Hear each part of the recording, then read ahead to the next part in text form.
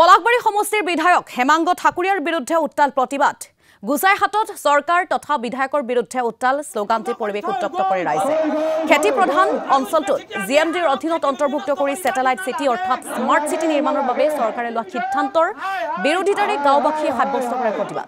ৰাজহুৱা প্ৰতিবাদী সভা অনুষ্ঠিত কৰি নিজৰ সিটিত অটল থাকি স্যাটেলাইট সিটি নিৰ্মাণৰ সিদ্ধান্তৰ বিৰোধিতাৰে বিধায়কগৰাকীৰ বিৰুদ্ধে ক্ষোভ প্ৰকাশ কৰে ৰাইজে অঞ্চলটোৰ মাজেৰে পাৰ হৈ গৈছে গুৱাহাটী গোৱালপাৰা চাৰিলেনযুক্ত ৰাষ্ট্ৰীয় ঘাইপথ ৰাইজৰ অভিযোগ যে ৰাষ্ট্ৰীয় ঘাইপথৰ গাতে লাগি থকা শ বিঘা ভূমি বহু মন্ত্ৰী বিধায়কে ক্ৰয় কৰিছে বৃহত্তৰ অঞ্চলটোত স্যাটেলাইট সিটি নিৰ্মাণৰ বাবে চৰকাৰে লোৱা সিদ্ধান্ত কোনো কাৰণতে মানি লোৱা নহব বুলি চৰকাৰক সকিয়নি প্ৰদান কৰিছে ৰাইজে আৰু ইয়া দেখুৱাই আছো আমি হাতত বেনাৰ পোষ্টাৰ লৈ এনেদৰে প্ৰতিবাদ সাব্যস্ত কৰা দেখিবলৈ পোৱা গৈছে পলাশবাৰী সমষ্টিৰ বিধায়ক হেমাংগ ঠাকুৰীয়াৰ বিৰুদ্ধে উত্তাল প্ৰতিবাদ সাব্যস্ত কৰা দেখিবলৈ পোৱা গৈছে স্লোগানতে উত্তাল প্ৰতিবাদ সাব্যস্ত কৰিছে প্ৰতিবাদকাৰীসকলে গুচাইহাটত চৰকাৰ তথা বিধায়কৰ বিৰুদ্ধে উত্তাল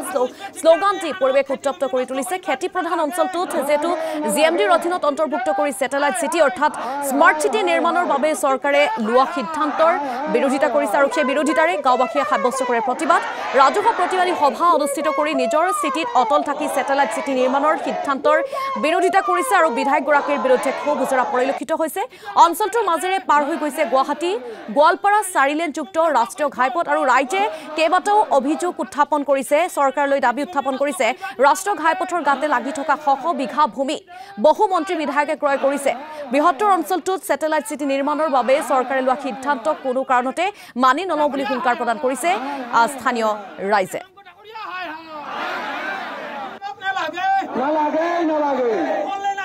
এই ক্ষেত্ৰত স্মাৰ্ট সিটিৰ ক্ষেত্ৰত মই ক'ব বিচাৰো কি আমাৰ কৃষিভূমি আমি কৃষিজীৱী মানুহ অসমখন বা ভাৰতবৰ্ষখন উন্নতি হ'ব লাগিলে কৃষি অবিহনে উন্নতি হ'ব নোৱাৰে আপোনালোকে নিজে জানে আটায়ে জানে গতিকে কৃষি প্ৰধান এটা অঞ্চল কালি আহি কিনে তেখেতে যদি স্মাৰ্ট সিটিৰ কথা ভাবে কিবা সুইমিং পুলৰ কথা ভাবে আমাৰ সেইবিলাকৰ কাণ্ডজ্ঞান নাই আমাৰ মানুহ কৃষিজীৱী সদায় কৃষিৰ লগত তুলনা কৰি খাই আছে আৰু কৃষি অবিহনে আমাৰ মানুহ লগন পৰিব আজি কিছুদিনৰ পৰা যে স্মাৰ্ট সিটি আমাৰ ইয়াতে মানে স্থাপন কৰা এটা তেখেতসকলে বিচাৰিছে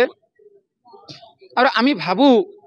যে স্মাৰ্ট সিটিটো আমাৰ কোনোপধ্যে কাম্য নহয় স্যাটেলাইট সিটি স্মাৰ্ট সিটি তো আমাৰ ইয়াত কোনোপধ্যে কাম্য নহয়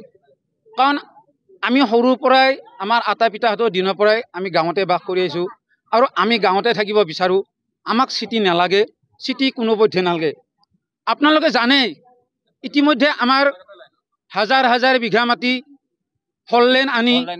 ইতিমধ্যে ফললেনে গোটেই মাটিবিলাক আমাৰ ধ্বংস কৰিলে ঘৰ বাৰী ধ্বংস কৰিলে তাৰপিছত এতিয়া স্মাৰ্ট সিটি আনি স্যাটেলাইট সিটি আনি আৰু আমাৰ মাটিবিলাক ধ্বংস কৰাৰ যি পৰিকল্পনা কৰিছে